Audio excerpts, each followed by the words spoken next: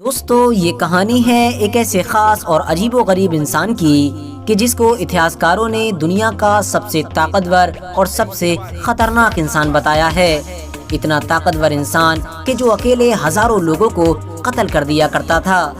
لیکن حیرانی کی بات یہ ہے کہ ہزاروں لوگوں سے اکیلے مقابلہ کرنے والا یہ انسان ایک عورت کا مقابلہ نہ کر سکا تھا،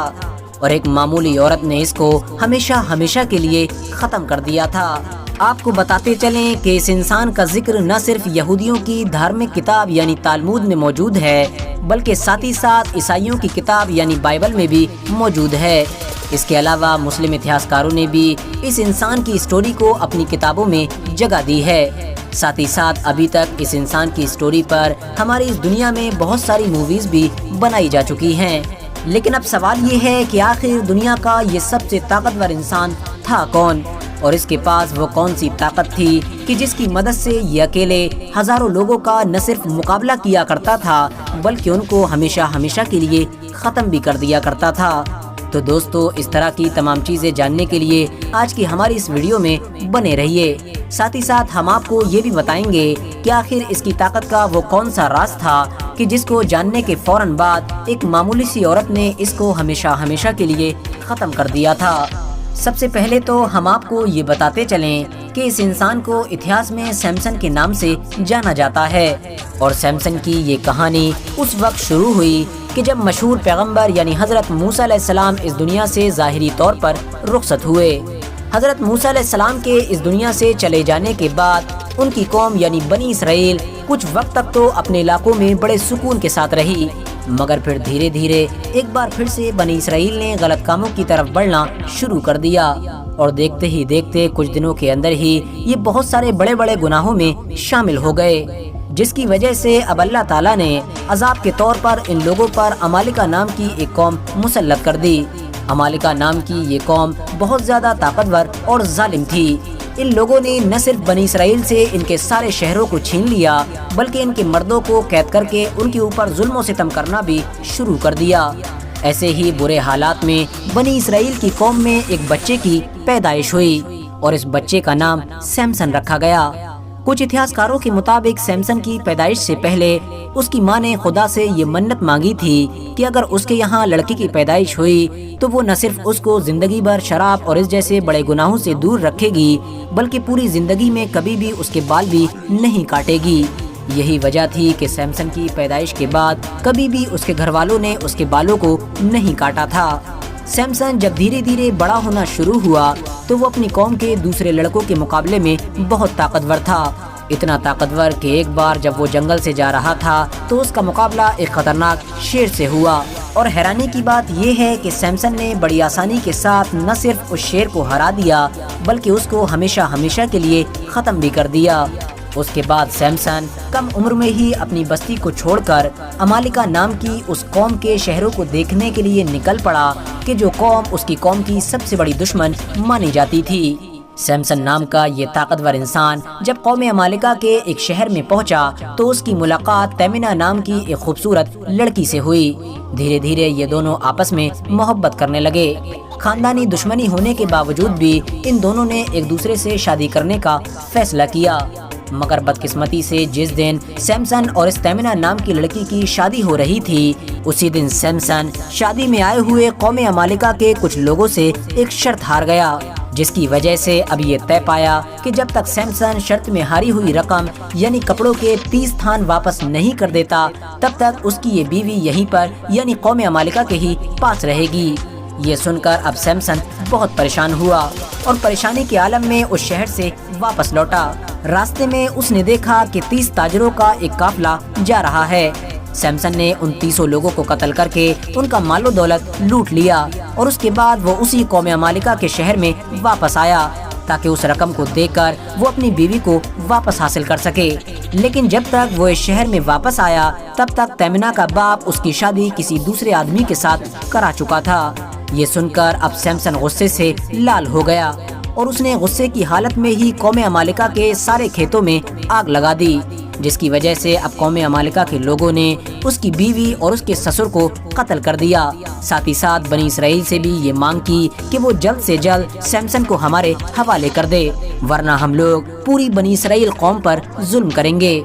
بنی اسرائیل نے ڈر کی وجہ سے سمسن کو قوم عمالقہ کے حوالے کر دیا، مگر سمسن نے قوم عمالقہ کے قبضے میں آنے کی بجائے ان لوگوں پر حملہ کر دیا، اور دیکھتے ہی دیکھتے صرف ایک گدھے کی نکیلی ہڈی کی مدد سے سمسن نے لگ بھگ 1000 لوگوں کو قتل کر دیا۔ اس حادثے نے وہاں موجود لوگوں کے ہوش اڑا دیے۔ جہاں ایک طرف اب سمسن پوری بنی اسرائیل قوم کے لیے ایک ہیرو بن گیا تھا، تو وہیں دوسری طرف پوری قوم عمالقہ سمسن کے نام سے تھر تھر کانپنے لگی تھی۔ یہودیوں نے سمسن نام کے اس آدمی کو نہ صرف اپنا ہیرو مانا بلکہ اس کو اپنا قاضی بھی چن لیا۔ دوسری طرف قوم عمالقہ سمسن کے بارے میں سوچ سوچ کر پریشان تھی اور اس بات پر غور و فکر کر رہی تھی کہ آخر سمسن جیسے طاقتور انسان سے کس طرح سے چھٹکارا حاصل کیا جائے، کیونکہ قوم عمالقہ ابھی تک جس بنی اسرائیل قوم پر ظلم و ستم اور راج کیا کرتی تھی، اب وہی بنی اسرائیل صرف اور صرف سمسن کے بلبوتے پر قوم عمالقہ پر راج کرنے کے خواب دیکھنے لگی تھی۔ یہی وجہ تھی کہ اب قوم عمالقہ کے بڑے بڑے سرداروں نے گھبرا کر اندرونی طور پر سمسن کے خلاف سازشیں کرنا شروع کر دی تھیں۔ جب قوم عمالقہ کے سرداروں کے سارے منصوبے ناکام ہو گئے تو آخرکار اب ان لوگوں نے ایک نیا پلان بنایا اور اپنی قوم کی ایک خوبصورت لڑکی کہ جس کا نام دلائلہ تھا، اس کو یہ ذمہ داری دی کہ وہ کسی بھی طرح سے سمسن کی طاقت کا راز معلوم کرے، اور ایسا کرنے کی صورت میں اس کو 1100 چاندی کے سکے دینے کا وعدہ کیا گیا۔ دلائلہ نام کی یہ لڑکی خوبصورت ہونے کے ساتھ ساتھ بہت زیادہ چالاک بھی تھی۔ اس نے دھیرے دھیرے سمسن سے ملاقاتیں کرنا شروع کر دیں اور اس کو اپنے حسن کے جال میں پھنسانا شروع کر دیا، اور بدقسمتی سے سمسن بھی کچھ دنوں کے اندر ہی اس کے عشق میں پاگل ہو گیا۔ یہ دونوں لوگ ہر دن گھنٹوں تک باغیچوں میں ٹہلتے اور ایک دوسرے کے ساتھ جینے مرنے کی قسمیں کھایا کرتے تھے، اور پھر ایک دن موقع پا کر دلائلہ نام کی اس خوبصورت لڑکی نے سمسن سے اس کی طاقت کا راز معلوم کیا، لیکن سمسن نے اس سوال کو ٹال دیا۔ لیکن ظاہر ہے دلائلہ بھی کیسے مان سکتی تھی، کیونکہ اس کا تو سمسن کے پاس آنے کا مقصد ہی یہی تھا۔ یہی وجہ تھی کہ اب دلائلہ نے دھیرے دھیرے ہر دن بہت زیادہ ضد کرنا شروع کر دی، اور آخرکار سمسن اپنی محبت کے سامنے مجبور ہو گیا، اور ایک دن اس نے دلائلہ کو بتایا کہ جب سے وہ پیدا ہوا ہے کبھی بھی اس کے لمبے بالوں کو نہیں کاٹا گیا ہے، اور اس کی خطرناک اور شاندار طاقت کا راز بھی انہی بالوں میں چھپا ہوا ہے۔ بس یہ جانتے ہی دلائلہ کی خوشی کا ٹھکانہ نہ رہا۔ اب وہ بس صحیح موقع کی تلاش کرنے لگی، اور ایک دن اس کو یہ موقع مل بھی گیا۔ ایک بار جب رات کے وقت سمسن دلائلہ کی گودی میں سر رکھ کر بے خبر سو رہا تھا، تو دلائلہ نے موقع پا کر کینچی کے ذریعے سے اس کے سارے لمبے بالوں کو کاٹ دیا۔ بالوں کو کاٹتے ہی پلاننگ کے مطابق قوم عمالقہ کے لوگوں نے بھی اس پر حملہ کر دیا، لیکن اس بار سمسن نام کا یہ انسان ہمیشہ کی طرح قوم عمالقہ کے لوگوں سے مقابلہ نہ کر سکا۔ عمالقہ کے لوگوں نے اس کو نہ صرف گرفتار کیا بلکہ گرفتار کرنے کے بعد اس کے اوپر حد سے زیادہ ظلم و ستم کیا۔ اس کو زنجیر میں باندھ کر اس کی آنکھیں نکال لی گئیں، اور اس کے بعد اس کو ایک کالی کوٹری میں بند کر دیا گیا۔ دوسری طرف دلائلہ کو اتنا شاندار کام کرنے کے بدلے میں قوم عمالقہ کے بڑے بڑے سرداروں کی طرف سے سونے چاندی کے سکے دیے گئے۔ اس کے بعد دلائلہ نام کی اس عورت کا کیا ہوا، اس بارے میں اتہاسک کتابوں میں کچھ بھی موجود نہیں ہے، لیکن ہاں یہ بات کلیئر ہے کہ آج بھی دلائلہ کو ایک بے وفا اور دھوکے باز عورت کے طور پر یاد کیا جاتا ہے۔ کچھ دنوں کے بعد قوم عمالقہ نے اپنے سب سے بڑے دشمن یعنی سمسن پر فتح حاصل کرنے کی خوشی میں اپنے سب سے بڑے دیوتا یعنی ڈیجون کا شکریہ ادا کرنے کا فیصلہ کیا، اور اس کے لیے ان لوگوں نے اپنے شاہی محل میں ایک محفل سجانے کا فیصلہ کیا۔ اس محفل میں عام لوگوں کی بھی دعوت کی گئی۔ پورا کا پورا شاہی محل لوگوں سے کھچا کھچ بھرا ہوا تھا۔ کہیں گانا بج رہا تھا تو کہیں شراب پل رہی تھی تو کہیں شباب بھی زوروں پر تھا۔ اسی بیچ میں ہی بادشاہ کے حکم پر ان کے سب سے بڑے دشمن یعنی سمسن کو محل میں پیش کرنے کا آرڈر جاری کیا گیا۔ سمسن کو جب محل میں لایا جا رہا تھا تو محل میں موجود سبھی لوگ اس کے ساتھ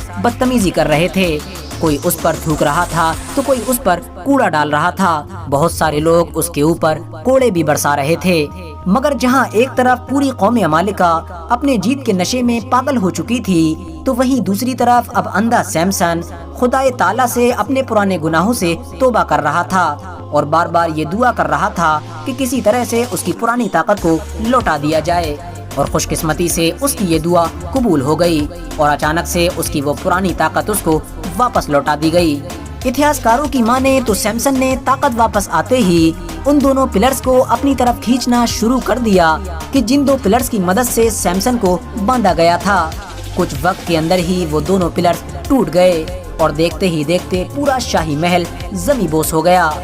اس حادثے میں سیمسن کے ساتھ ساتھ لگ بھگ 3000 لوگ مارے گئے تھے، لیکن اتنا سب کچھ ہونے کے باوجود بھی بنی اسرائیل قوم پھر بھی قوم عمالقہ کے انڈر ہی میں رہی تھی اور ایک لمبے وقت تک قوم عمالقہ ان کے اوپر راج کرتی رہی تھی۔ مگر پھر اللہ تعالیٰ نے مشہور پیغمبر یعنی حضرت داؤد علیہ السلام کو پیدا کیا، جنہوں نے نہ صرف بنی اسرائیل کو صحیح راستہ دکھایا بلکہ قوم عمالقہ کو ہرا کر ایک طاقتور سلطنت کی بھی بنیاد رکھی۔